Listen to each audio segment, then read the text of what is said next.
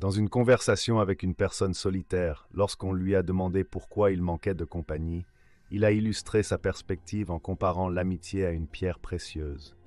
Précieuse, rare et souvent imitée.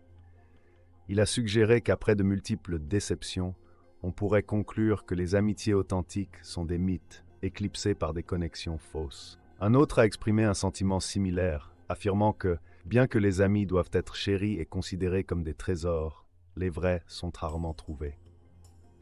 Cette notion résonne à travers les voies narratives dans Tokyo Blues de Haruki Murakami, où les personnages explorent l'essence de la solitude et le distance interpersonnelle. Un dialogue encapsule cela, alors qu'un personnage interroge sa préférence pour la solitude plutôt que la compagnie, soulignant un choix délibéré pour éviter le désenchantement avec les autres. Le conte se transforme en une allégorie émouvante sur le lien d'un garçon avec un pommier, soulignant le thème narratif. Ce garçon, qui a trouvé du réconfort et de la joie dans la compagnie du pommier, a vécu les phases de la vie qui l'ont progressivement éloigné de cette relation pure. Le pommier, toujours généreux, lui a fourni des pommes à manger, des branches pour se balancer et de l'ombre pour se reposer, incarnant un ami inébranlable. Cependant, avec le temps, les visites du garçon sont devenues moins fréquentes, car il a poursuivi différents intérêts et obligations, laissant le pommier dans l'attente anticipée de son retour. « Tu aimes la solitude ?» demande un personnage se penchant avec curiosité. « Ce n'est pas une question d'aimer la solitude, » fut la réponse. « Il s'agit d'éviter la douleur de la déception. » L'histoire dévoile alors une parabole émouvante sur un garçon et un pommier, mettant en lumière la nature de l'amitié tant pour le solitaire que pour l'accompagné. Le garçon, trouvant confort et joie dans la compagnie du pommier, s'éloigne avec le temps, capturé par les distractions de la vie et de nouvelles relations. Malgré la distance, le garçon retourne au pommier pendant des moments de besoin, chaque fois accueilli avec une générosité inébranlable, malgré les intervalles croissants entre ses visites. Le pommier offre ses pommes, ses branches et son tronc pour aider le garçon. Maintenant un homme, dans sa quête de bonheur, de richesse et de consolation, se sacrifiant sans hésiter.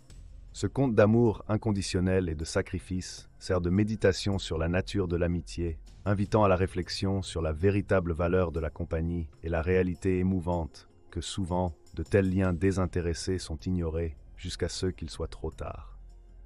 Au milieu des conséquences de ses actions, le vert homme naviguait dans le bateau sculpté de la même essence de son autrefois solide compagnon, laissant derrière lui rien de plus qu'un tronc nu et désolé où une fois le pommier se dressait haut et généreux.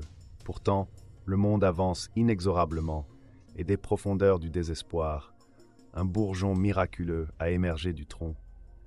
Ce bourgeon, nourri par les restes d'un esprit autrefois vibrant, a grandi en un jeune pommier, fleurissant avec la promesse de nouveaux départs, apprenant une fois de plus à trouver de la joie à l'aube de chaque nouveau jour.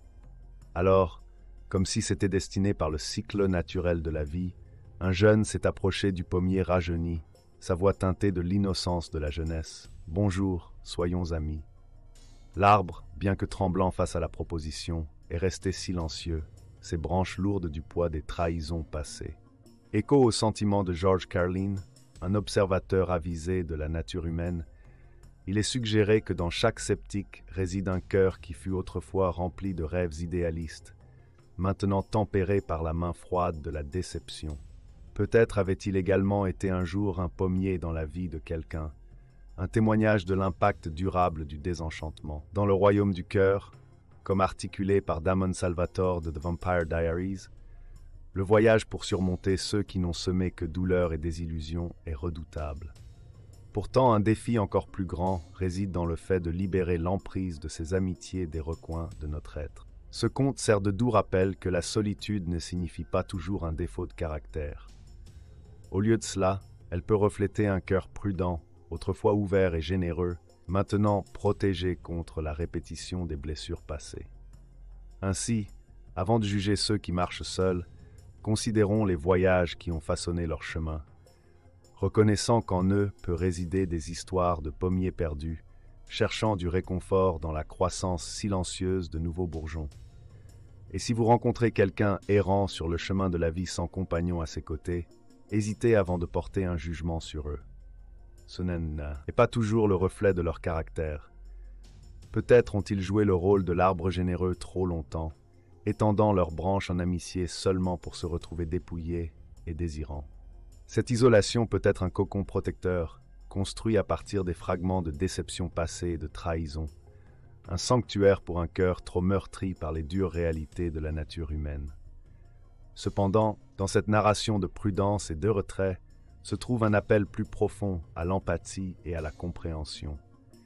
Il nous pousse à regarder au-delà de la surface, à voir les cicatrices cachées qui informent une telle solitude et à nous approcher des autres avec une gentillesse née de la reconnaissance de nos vulnérabilités partagées.